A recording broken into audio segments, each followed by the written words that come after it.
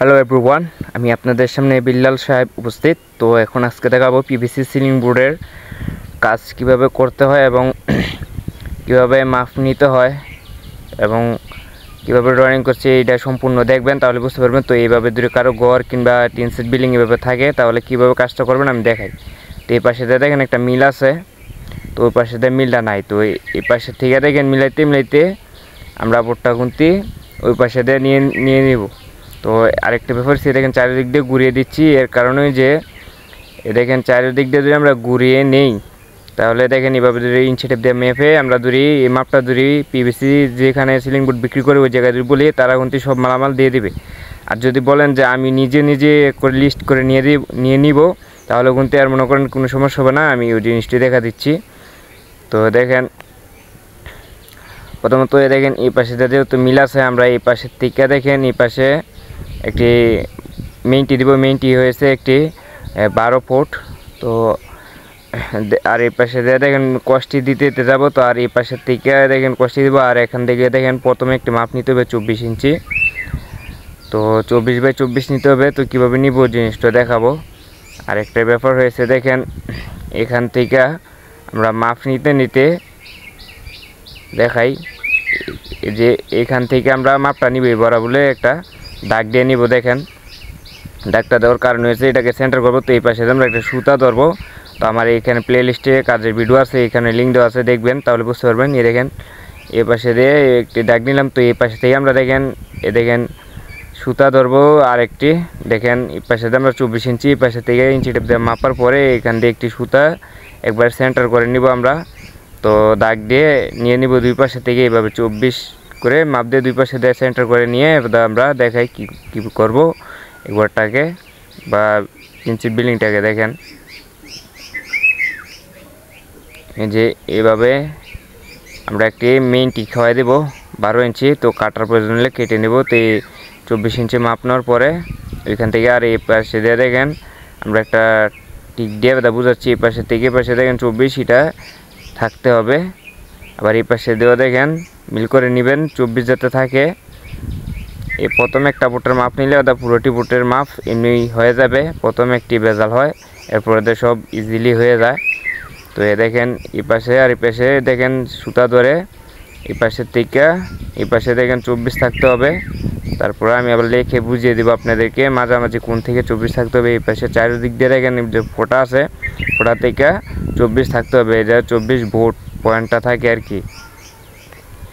এরপরে দেখেন আমি 24 লিখে দিচ্ছি, তবে মাঝামাঝি থেকে না, এটা যে এইখান থেকে একবার 24 এই পাশে।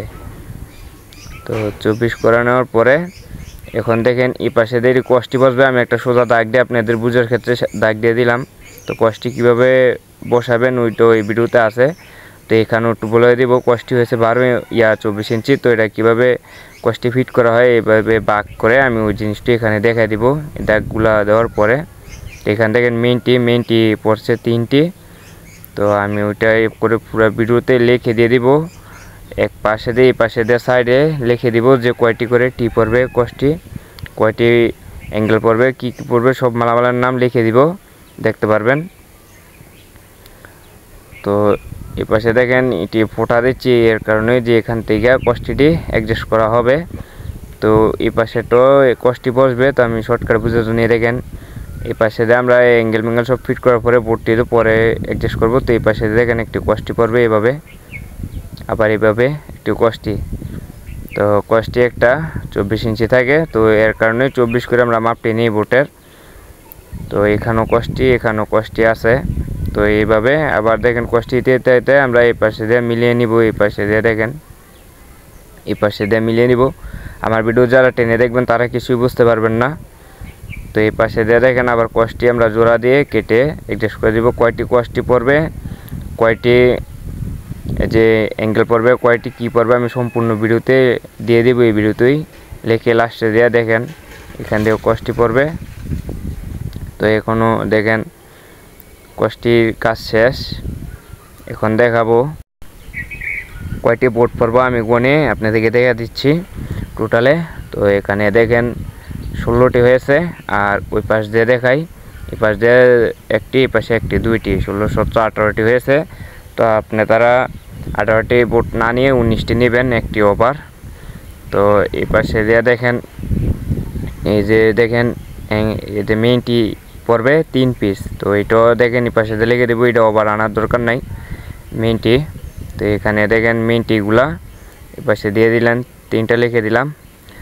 তো এই পাশে দিয়ে দেখেন যে কষ্টি বসবে কয়টা গনেই দেখেন, 1 2 3 4 হ্যাঁ 5 6 7 8 9 10 11 12 13 14 15 16 17 18 19 20টা কষ্টি পড়বে। তো এখন 20টি এই পাশে দিয়ে লেগে দিচ্ছি।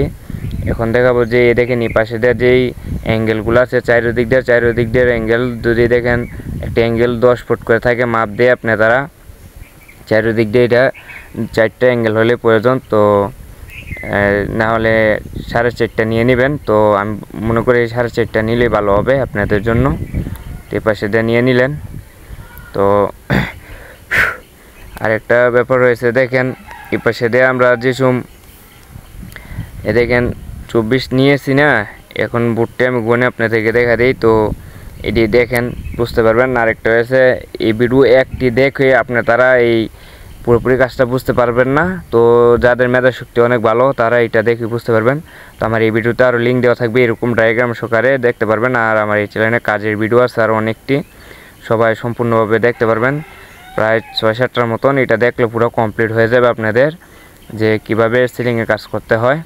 তো আমার এই চ্যানেলটা যারা সাবস্ক্রাইব না করছেন এখনই সাবস্ক্রাইব করে নেন, নতুন ভিডিও ছাড়ার সাথে সাথে আপনাদের সামনে উপস্থিত হয়ে যাবে সাবস্ক্রাইব করা থাকলে। সাবস্ক্রাইব যারা না বুঝেন এই দেখেন আমি এই পাশে যে সাবস্ক্রাইব লেখাটা দিয়ে দিচ্ছি, আপনার ভিডিওর নিচে এই পাশে আমার ভিডিওটা যে চলছে আর নিচে দেখেন এই পাশে সাবস্ক্রাইব লেখা আছে, টিপ দিয়ে দিবেন, তাহলে মনে করেন সাবস্ক্রাইব হয়ে যাবে। আশা করি সবাই বুঝতে পেরেছেন।